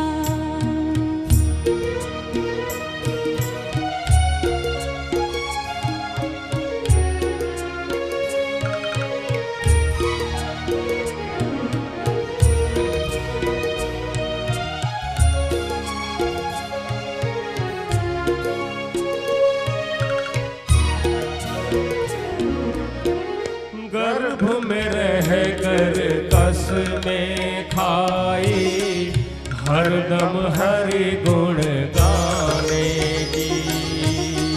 गर्भ में रह कर कस में तेरी, पाप से बच कर जाने की. धरती पर जो तुझको लाया, धरती पर जो तुझको लाया, उससे मुखड़ा मोड़ लिया. माया की दीवार न तोड़ी हरि गुण गाना छोड़ दिया.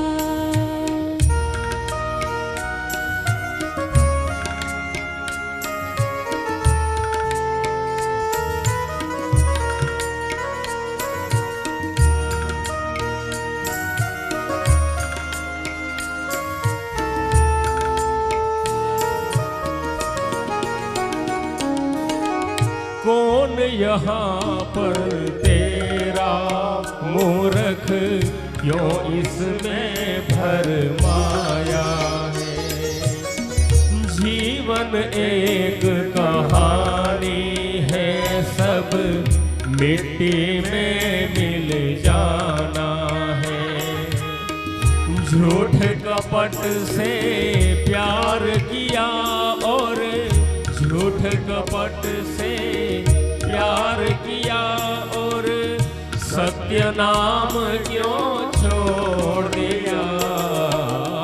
माया की दीवार न तोड़ी हरि गुण गाना छोड़ दिया. क्यों रे मूर्ख पागल मनवा, क्यों रे मूर्ख पागल मनवा, प्रेम प्रभु से तोड़ दिया. माया की दीवार न तोड़ी हरि गुण गाना छोड़ दिया. प्रेम प्रभु से तोड़ दिया, हरि गुण गाना छोड़ दिया. અહંતા ને બીજું મમતા. મમતાથી મોહ થાય અને મોહ એ માણસના દુઃખનું સૌથી મોટું કારણ છે. જો કોઈ વ્યક્તિ કે કોઈ વસ્તુ આપણને દુઃખી કરી શકતા નથી, પણ એ વ્યક્તિ કે વસ્તુમાં જે આપણો મોહ હોય ને એ માણસને દુઃખી કરે છે. એક બે નાનકડા ઉદાહરણ આપીને સમજાવું. માનો વર્ષો સુધી આપણે ઘરમાં રહેતા હોઈએ, આજે ઘર આપણે બીજા કોઈને વેચી દીધું, દસ્તાવેજ એના નામે થઈ ગયા, રૂપિયા ગણીને આપણે લઈ લીધા, આપણે બીજા ઘરમાં રહેવા જતા રહ્યા. બીજા દિવસે આપણને ખબર પડે કે ગઈકાલ સુધી જે ઘરમાં આપણે રહેતા હતા આજે પડી ગયું. કોઈને દુઃખ થાય ખરા? થાય? હા, ના થાય. 2 દિવસ પહેલા પડી ગયું હોત તો એટેક આવી જાય, હાય હાય મારું ઘર પડી ગયું. ઘરે જ છે, હવે આપણી માલિકી નથી, એના પર મોહ છૂટી ગયો એટલે દુઃખ નથી થતું. વસ્તુ એ દુઃખનું કારણ નથી, પણ વસ્તુમાં રહેલો આપણો મોહ એ માણસના દુઃખનું કારણ બને છે. બીજું ઉદાહરણ આપું. દરરોજ છાપામાં કે ટીવીના સમાચારોમાં સેંકડો માણસોના મરવાના સમાચાર આપણે વાંચીએ, સાંભળીએ છીએ. કોઈ દિવસ એક ટંક પણ આપણે જમવાનું છોડી દીધું? આજે મારા દેશમાં 100 માણસ મરી ગયા, આજે મારે નથી જમવું. પણ મરનારના લિસ્ટમાં કોઈક આપણો સ્વજન હોય, જેના પ્રત્યે આપણને લાગણી હોય, પ્રેમ હોય, એનું નામ જ્યારે વાંચીએ ને પછી કોળિયો પણ ગળામાં ઉતરતો નથી, દળ દળ આંખમાંથી આંસુ એવા લાગે. વસ્તુ કે વ્યક્તિ દુઃખનું કારણ નથી, પણ વ્યક્તિ કે વસ્તુમાં રહેલો આપણો મોહ એ દુઃખનું કારણ છે. મમતાથી મોહ થાય, મોહ માણસના દુઃખનું કારણ બને છે. ગોસ્વામી તુલસીદાસજી જ્યારે લગ્ન થયા ત્યારે જુવાનીમાં એમની પત્ની રત્નાવલી પર ખૂબ જ આસક્તિ, ક્ષણ માત્ર પણ એના વગર ના રહી શકે. એકવાર રત્નાવલી પિયરે ગઈ, તુલસીદાસજીને બહુ જ વિરહ થયો. અંધારી તોફાની વરસાદની રાત, વીજળીના કડાકા ભડાકા થાય, પ્રગાઢ અંધકાર સર્જાયો. એ તોફાની રાતમાં પત્નીને મળવા માટે ઘરમાંથી નીકળી પડ્યા. કાદવ કીચડમાં પડતા અખડતા નદી પાસે આવ્યા. નદીમાં પૂર આવ્યું હતું. એક શબ, એક મળદું તણાઈને આવી રહ્યું હતું. ક્ષણિક વીજળીનો ચમકારો થયો અને મળદાને લાકડું સમજી નદીમાં કૂદી પડ્યા. જો કાગડો હોય એને દિવસે દેખાય, રાત્રે ના દેખાય. ઘુવડને રાત્રે દેખાય, દિવસે ના દેખાય. બંને અડધો અડધો સમય આંધળા બની જાય. પણ જે માણસને મોહ થાય એને ના દિવસે દેખાય કે ના રાત્રે દેખાય, 24 કલાક આંધળો બની જાય. એને મોહાંધ કહેવાય. મોહ થયો હતો. શબને લાકડું સમજી નદીમાં પડ્યા. મહા મહેનતે તરીને નદી પાર કરી. અનેક મુશ્કેલીઓ વેઠતા પત્નીના મકાન પાસે આવ્યા. દરવાજા બંધ હતા. બાજુમાં ઝાડ પર ચડી અગાસીમાંથી મકાનમાં દાખલ થયા. રત્નાવલીને ઊંઘમાંથી જગાડી.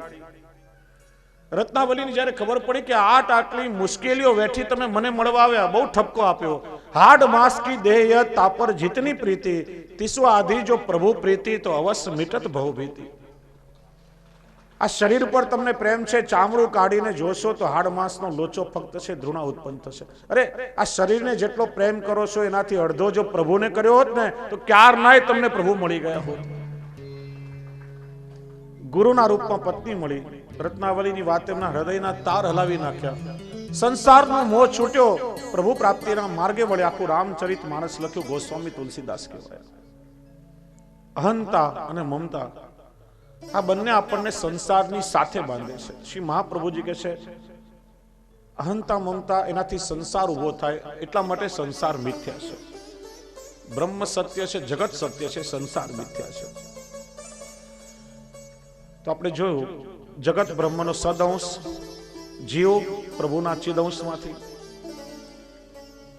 પ્રશ્ન થાય કે જીવનું સર્જન ભગવાને કર્યું છે એની ખાતરી શું? કોઈ કંપનીનું કોઈ પ્રોડક્શન હોય તેનામાં કંપનીનો પેલો રજિસ્ટર્ડ હોલમાર્ક હોય, એની ખાતરી છે કે આ પ્રોડક્શન અમુક કંપનીનું છે. આપણે બધા ભગવાનનું સર્જન છીએ, ભગવાનનું પ્રોડક્શન છે, એની ખાતરી શું?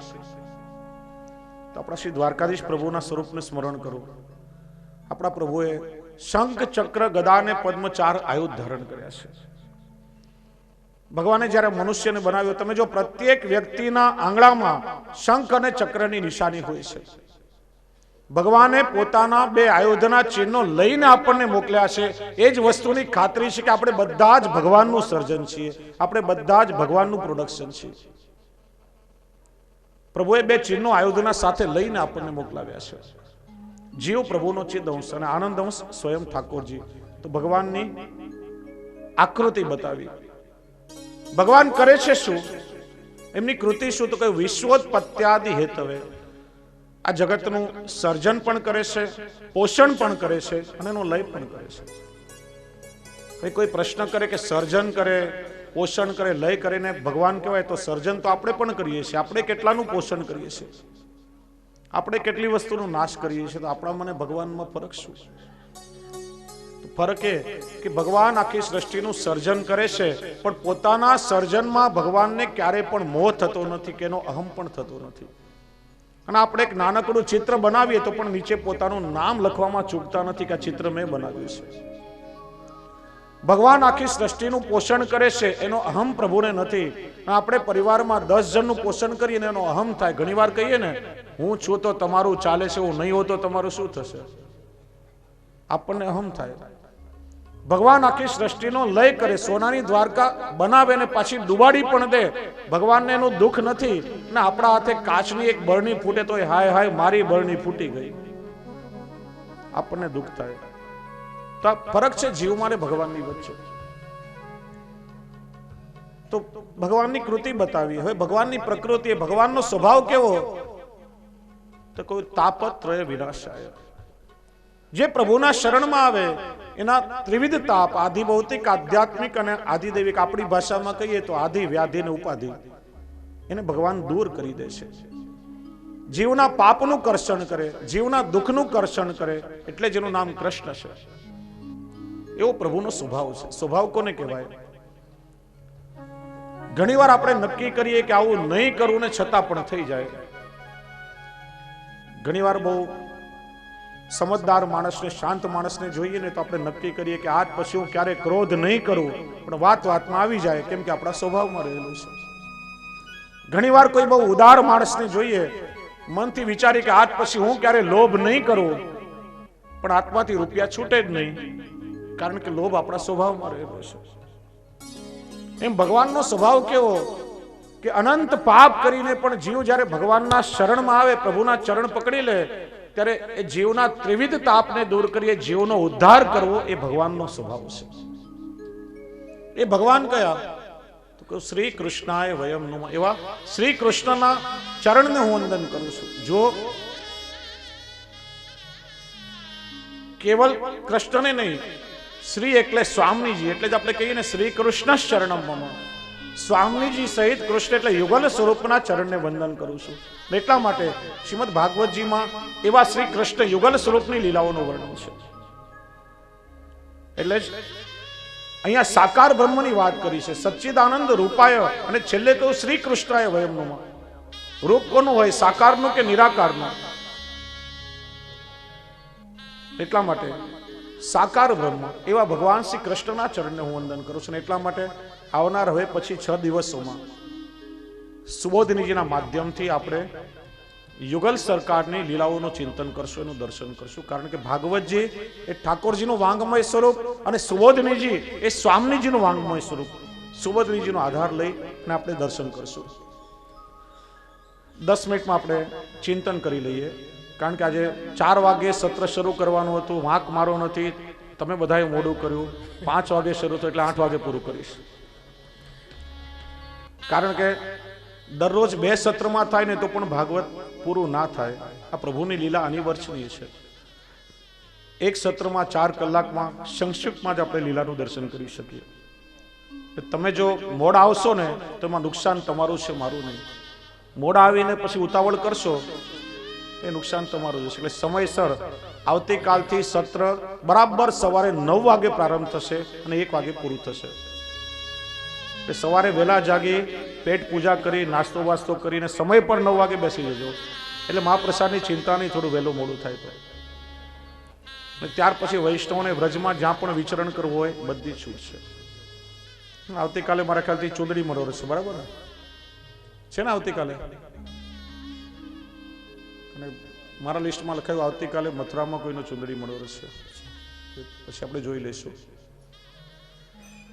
તો કે છે સુબોધનીજીનું પ્રાગટ્ય કેવી રીતે થયું? બહુ સુંદર ભાવાત્મક પ્રસંગ છે.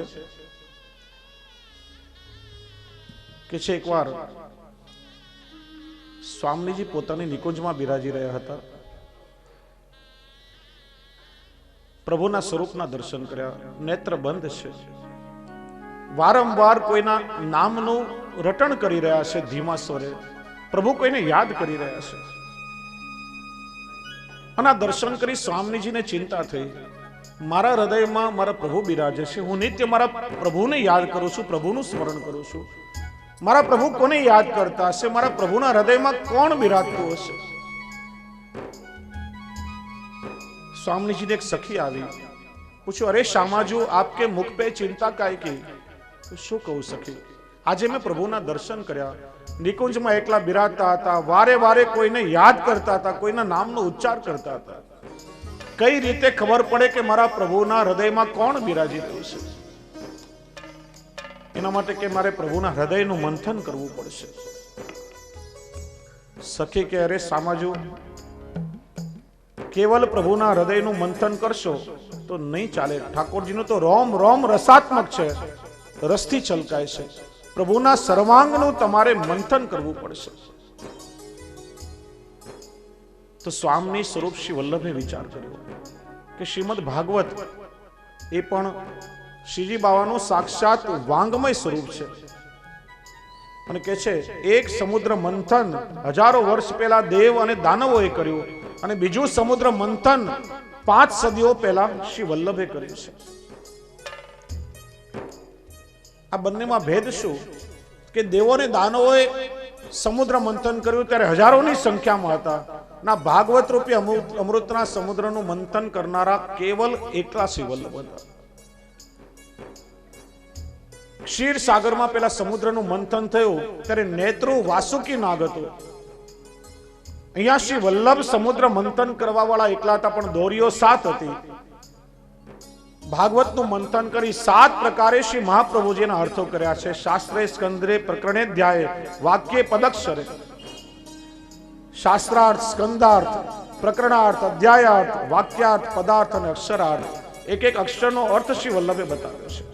7 પ્રકારે ભાગવતજીના અર્થ કરનારા આ જગતમાં કેવલ એકમાત્ર શ્રી વલ્લભાચાર્ય મહાપ્રભુ છે. અને જુઓ, આ 7નો જે આંક છે ને, પુષ્ટિ માર્ગમાં બહુ મહત્વનું છે. આમ તો આપણા હિન્દુ ધર્મમાં 7ના અંકનું બહુ મહત્વનું છે. તમે નાથ દ્વારા જ્યારે જાઓ, એવો ક્રમ છે કે ઠાકોરજીના દર્શન કરવા જઈએ પહેલા દૂરથી પ્રભુની ધ્વજાજીના દર્શન થાય. ધ્વજાજી એ પણ ભાવાત્મક સ્વરૂપ છે, અને ભક્ત જ્યારે હૃદયમાં તાપ ક્લેશ પ્રભુના દર્શનનો લઈને આવે, વિપ્રયોગ લઈને આવે અને ધ્વજાજીના દર્શન કરીએ, ત્યારે ધ્વજાજી પ્રભુને જેને વધાઈ આપે કે આપનો એ ભક્ત આજે તાપ ક્લેશ લઈને આપના દર્શન કરવા માટે આવ્યો છે. અને પછી એ ભક્તના દર્શન કરીને પ્રભુ પણ પ્રસન્ન થાય. તો શ્રીજી બાબા કેટલી ધ્વજા ધારણ કરે છે? 7. શ્રી ગિરિરાજજી બિરાજે છે. ઠાકોરજી જ્યારે ગોવર્ધન ધારણ કર્યો ને, ત્યારે ઠાકોરજીની વય પણ 7 દિવસની હતી, અને 7 દિવસ સુધી ઠાકોરજીએ ગિરિરાજ ધારણ કર્યો છે. બ્રજ ભક્તોના 7 પ્રકારના અન્યાશ્રય ઠાકોરજીએ દૂર કર્યા છે. 7 દિવસમાં ભગવાને પોતાના 6 ધર્મો ઐશ્વર્ય, વીર્ય, યશ્રી, જ્ઞાન, વૈરાગ્યને 7મા દિવસે ધર્મી સ્વરૂપે દર્શન આપ્યા, એટલે 7. ગિરિરાજજીની મુખ્ય પરિક્રમા પણ 7 કોશી છે. આપણા પ્રભુ જે વેણુ ધારણ કરે એમાં 6 સ્વર છિદ્ર અને 1 મુખ છિદ્ર મળીને 7 છિદ્રો છે. સંગીતના સ્વરો પણ 7 છે. શ્રીનાથજીનો પાટોત્સવ ક્યારે આવે? મહાવદ 7મ દિવસ. એમાં પણ પ્રભુએ 7ને પસંદ કર્યું. આપણું આ શરીર છે એમાં પંચ મહાભૂત પૃથ્વી, જલ, તેજ, આકાશ, વાયુ, અંતઃકરણ અને આત્મા મળીને કુલ 7નો અંક થાય. ઇન્દ્રધનુષના રંગો 7. બધા ઋષિઓમાં મુખ્ય ઋષિઓ 7. 14 લોકમાં પૃથ્વીની નીચે 6 પાતાળ, પણ પૃથ્વીની ઉપર 7 ઉર્ધ્વ લોક આવે. રવિવારથી શનિવાર સુધી સપ્તાહના દિવસો 7. શ્રી ગુસાઈજીના લાલજી 7. પુષ્ટિ માર્ગમાં નિધિ સ્વરૂપ 7. લગ્ન કરીએ એમાં ભલે 4 ફેરા ફરીએ, પણ કહેવાય શું? સપ્તપદીની પ્રતિજ્ઞા. 7 પ્રતિજ્ઞાઓ લેવામાં આવે. અને પણ કઈ રીતે? પતિ અને પત્ની શું બોલે? 7 જન્મ સુધી આપણે એકબીજાનો સાથ નિભાવશું. લગ્ન પહેલા બોલે ને પછી લગ્ન પછી શું કે? આવતા જન્મમાં મને ના મળે. પ્રતિજ્ઞા આપણે શું કરીએ કે 7 જન્મ સુધી એકબીજાનો સાથ નિભાવશું. વૈકુંઠના દ્વાર પણ 7. 6 દોડી પાર કરી 7મી દોડીમાં સ્વયં ભગવાન બિરાજે છે. 10મા સ્કંદમાં આવશે, રૂકમણીજીએ ઠાકોરજીને સ્નેહ પત્રિકા લખી, એ પણ 7 શ્લોકની લખી. 8મા સ્કંદમાં મત્સ્યાવતારની કથા. ભગવાને કહ્યું કે 7મા દિવસે પૃથ્વીનો પ્રલય થશે. ગિરિરાજજીની સવારે મંગળાની આરતી પણ 7 વાગે થાય. તો 7 નો અંક બહુ મહત્વનો છે ને, એટલે શ્રી મહાપ્રભુજીએ પણ 7 પ્રકારે અર્થ કર્યા છે. સમુદ્રનું મંથન થયું ત્યારે વલોણું મંદરાચલ પર્વત, ને જે મહાપ્રભુજીએ જ્યારે ભાગવત રૂપી અમૃતના સમુદ્રનું મંથન કર્યું ત્યારે વલોણું એ સંયોગ અને વિપ્રયોગાત્મક ભાવ. સમુદ્ર મંથનમાંથી 14 રત્નો નીકળ્યા અને શ્રી વલ્લભ્યા સમુદ્રનું મંથન કર્યું ત્યારે સ્વયં એમાંથી ઠાકોરજીનું સ્વરૂપ પ્રગટ થયું છે.